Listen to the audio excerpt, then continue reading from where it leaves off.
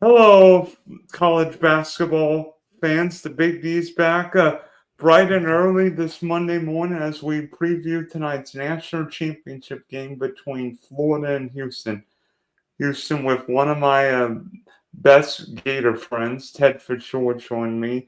Before Teddy Ballgame joins me, please like and share the Spunky Spectrum Swords YouTube page and also see us Spotify and Apple. So join me. The biggest Walter Clayton Jr. fan I know in Southwest Florida, Florida alum. I think Ted Fitzgeorge is the only one who was in college when Jimmy Buffett was alive and now plays Jimmy Buffett songs at JetBlue Park doing spring training.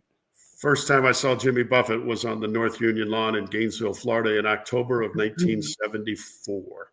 And when he passed away last year, and I wrote my little tribute on the page, the powers that be on the Buffett page found my tribute and snatched it and put it on their page. Now, when I went to do the same thing and realized that they'd already done that, I looked, and my tribute to Buffett fell right between Paul McCartney's tribute. Then there was my tribute, and underneath me was Kenny Chesney. So that was my claim to fame, was they stuck me between Paul McCartney and Kenny Chesney with my tribute to my boy, Jimmy Buffett. So, but right now it's all about Gator basketball. We've put baseball in the rearview mirror for a day, despite the Red Sox having a great weekend and taking 3 in a row from the little rain on Saturday couldn't dampen their bats. And 3 games after a rough start, rough opening, they did already in Baltimore, but in Texas, not so much. But the game tonight, we both had Florida winning everything, so our brackets are still in good shape. But I'm not going to win my pool. But I didn't embarrass myself. I had 3 1s and a 2 in my Final Four. I had Florida.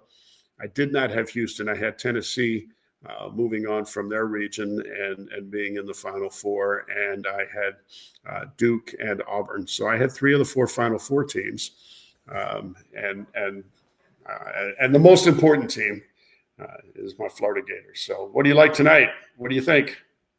I'll say it at the end, but this has been a crazy. I mean, Florida's got a good tradition. Maybe not Kentucky from the SEC, but Florida made the Final Four with Lon Kruger '94, and of course Billy Donovan. By the way, newly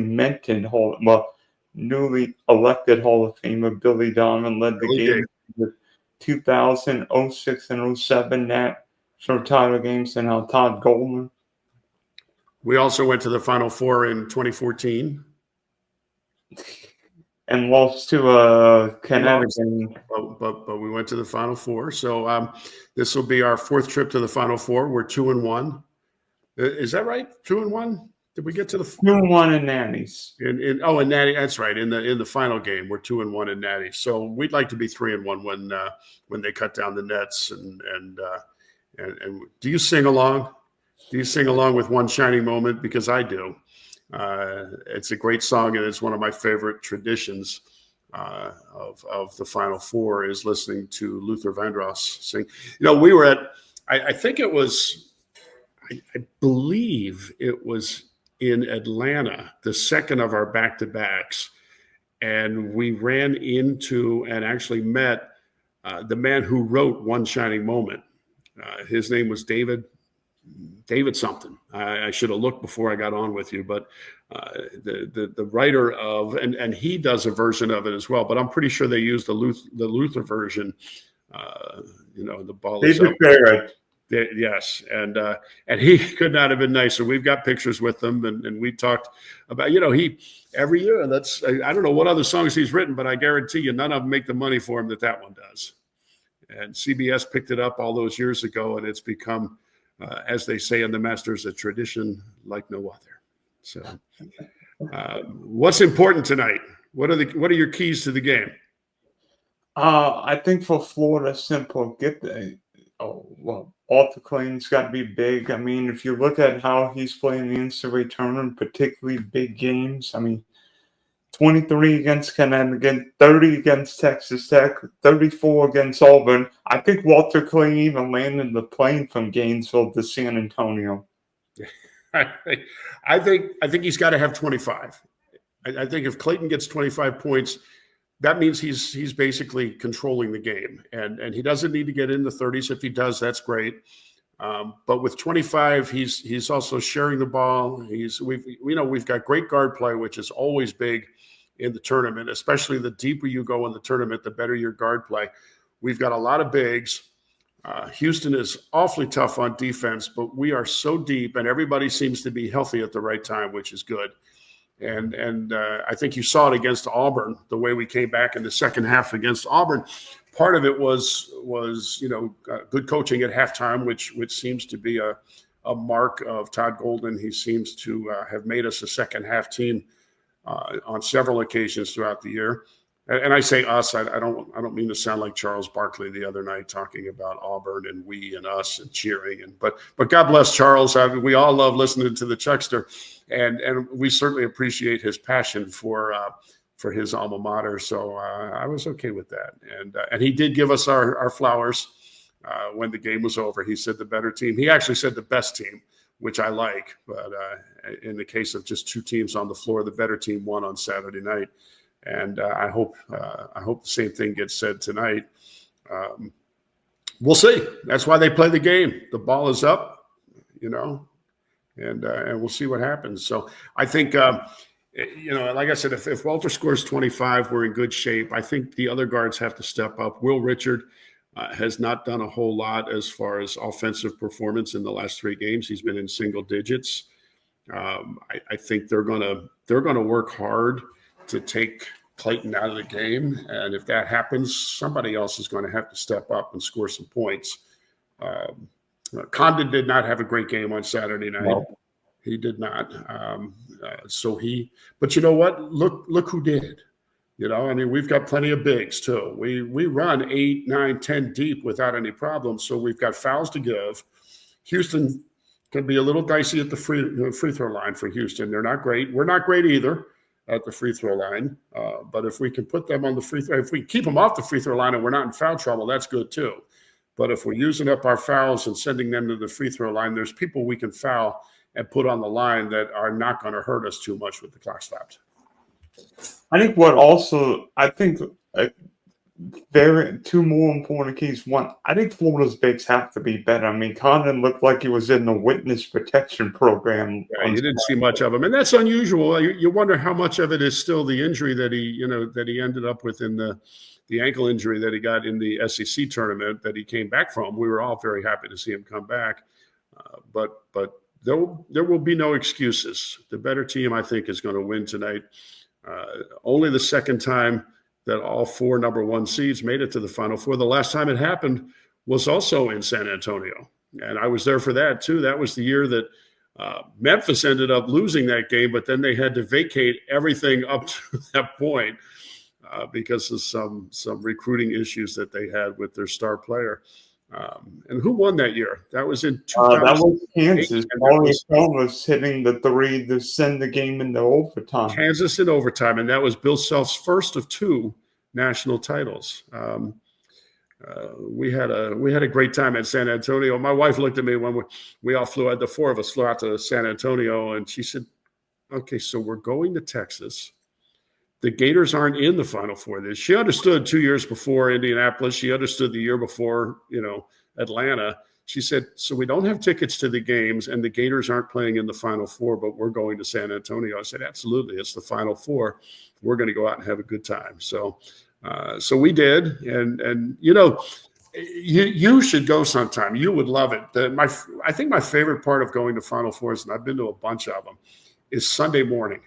The kids are all hungover, so they're still sleeping off whatever happened after the games on Saturday night. But if you get up on Sunday morning and you go out into the town around the arena in whatever town it is, the coaches come out. So you go out on Sunday morning and you might run into Tom Izzo having a cup of coffee. And it's not just the Final Four coaches; it's the coaches from all around the country who are there for the Final Four. They get better seats than we do and better access to the players and stuff. But it's a great opportunity to go out. We met Joe Lunardi one time and sat and talked. We actually talked about the next year's projections with Joe for a good 30 minutes.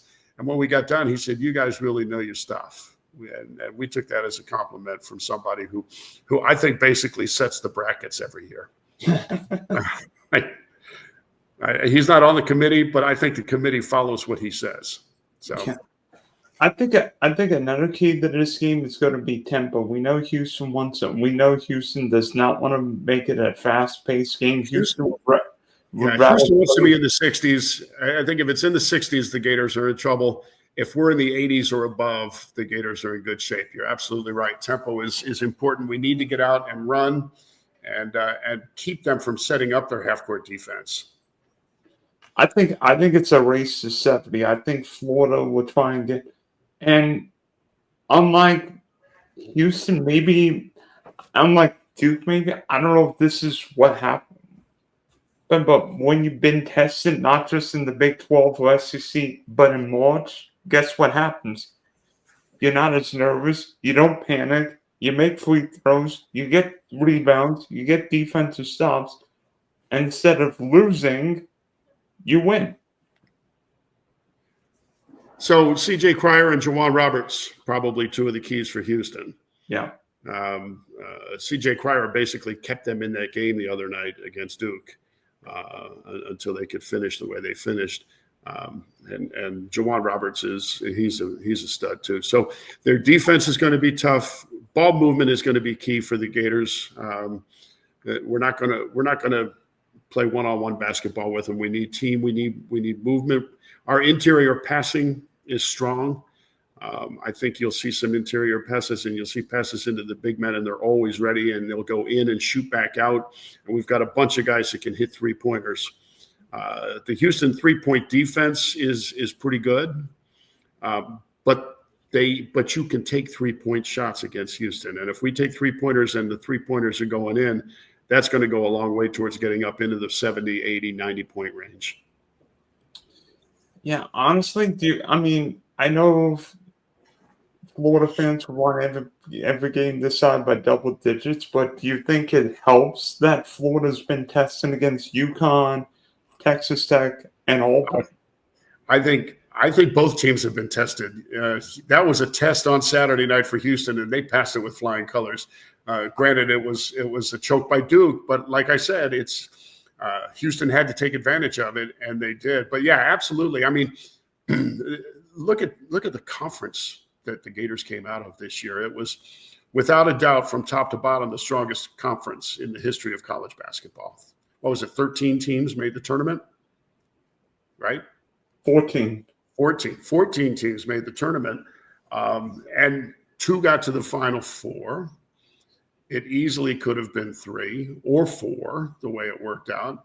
I think the brackets were set up so that they didn't get 2 SEC teams in the final, but certainly that's the way it worked out. Whether it was done intentionally or not, I don't know. But it worked out that we were at least when the Final Four was decided, you knew that we were going to have 1 SEC team in the final game tonight. And fortunately for my fellow Gators that bleed orange and blue, that team is the Florida Gators. So I'm looking forward to it. I'm looking forward to seeing who's in the arena from the back-to-back teams, because I suspect you'll see some of our guys from those teams in the arena today cheering on the team because, as you know, and I tell you this all the time, when you say he was a Florida Gator, I have to remind you, no, we are Florida Gators. It's like the Marines. It doesn't end just because we're done with school. We carry the pride of the orange and blue with us for the rest of our lives. Yeah, and you think back to those 2006, 2007 Florida teams. I mean, it seemed like those teams were together. I mean, it's weird to see guys stay together for back-to-back national championship runs, but Torian Green, Lee Humphrey, Corey Brewer, Joakim Noah, Al Horford. I think Al Horford's in year 58 in the NBA. Al's still playing. We actually watched the game in Atlanta, the Saturday night game in Atlanta with Corey Brewer's family. We sat with Corey Brewer's family, and that was kind of fun to be able to watch that. That team, you may not remember. Well, you're Big D, so I know you remember. That team actually could have come back for a third year, but they just felt like it was time to move on. Because a big chunk of that team didn't need the money. It's not like they were, buying houses for their mom when they came out. And Joachim Noah, obviously, his mom is a successful art dealer in New York City and has become a friend of mine, which is kind of cool. And his dad, of course, Yannick Noah, a great tennis player. And so there was, who was it? I think it was, there was only one that really needed to come out. Corey Brewer was the one. He was ready to be drafted and sign a check. And speaking of money when you come out of school, I think I'll be curious to see what NIL does to college basketball. It has the opportunity to actually help college basketball because, every other commercial I saw Saturday night, Cooper Flagg was in it. So he doesn't have to go to the NBA to make money. He can probably stay at Duke for another year or two and make $10 or $12 million a year. And it may not be as much as you make in the NBA, but I don't have to tell you, that's still generational money. The Red Sox pay you what, $10 million a year, and look, you're living in the lap of luxury. Look at you. So that's just, I think there's a chance that you may see guys stay in school beyond the one and done that is so prevalent these days, where NBA teams are drafting on potential. And let's take him here, send him to the G League, let him season down there. Well, that's what college used to be. College was the G League, but you build a brand. When Michael Jordan, he came out early, but he still spent 3 years at North Carolina. Magic and Larry Bird, they were the biggest names in basketball when they came out after the 79 game. Because before that, the NBA playoffs were shown on tape delay. I remember the games weren't live. You'd have to wait, and CBS would run them starting at 11:30 after the local news was on, and they'd go up against Johnny Carson. And if you wanted to watch basketball, it was sort of like watching the 1980 Olympic hockey team. People don't remember. That game was on tape delay. It was on tape delay. So fortunately, there was no internet, so it was easy to not know who won the game when the game started. But so I think there's some positive possibilities that will come out of this. I mean, it's a brand new world in college sports, and I think that's why you've seen coaches get out of the game that you thought might never get out of the game. Nick Saban, Jim Boeheim. Coaches want to be in control. And I think coaches feel like they don't really have the control anymore that they had before this. And it's, to a certain extent, it's good to see the players have some control. But now every college has a general manager. You look at the bench, how many assistant coaches do you really need? Right. And there's more assistant coaches on the bench than there are players on these teams anymore. So, it's the way the world goes, and you roll with it. What is it from the Shawshank Redemption that Morgan Freeman said? Get busy living or get busy dying. So you roll with the punches and you live with the hand that you dealt. And I love what the Gators have done this year. And I said to you on the phone the other day, I said, if you're a guard in college and you're going to enter the portal, you're going to look long and hard at Florida, because look what Todd Golden has done with the guards that he's had in Gainesville this year. By the way, where did Walter Clayton Jr. come from? He came from Iona. And who did he play for at Iona? This guy you may have heard of, Rick Pitino. Who, by the way, also, to use your phrase, by the way, was just named Coach of the Year. Co-coach of the year with Bruce